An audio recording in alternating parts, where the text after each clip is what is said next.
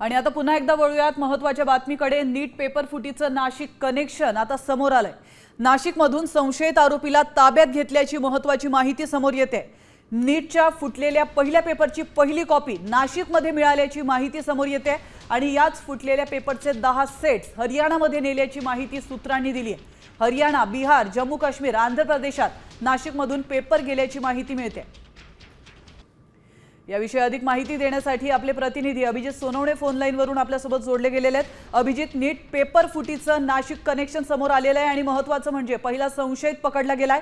काय अधिक अपडेट्स मिळतात?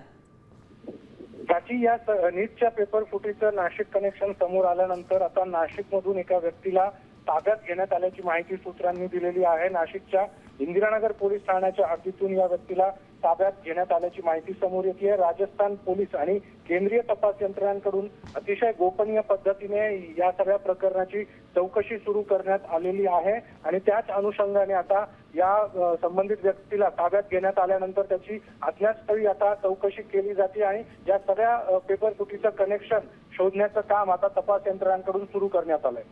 नक्कीच धन्यवाद अभिजित, तुम्ही दिलेल्या महत्त्वपूर्ण माहितीबद्दल। आता या तपास यंत्रणांना नेमकी काय अधिक माहिती मिळते आणि काय नवीन खुलासे या प्रकरणात होतात हे पाहणं महत्त्वाचं असणार आहे।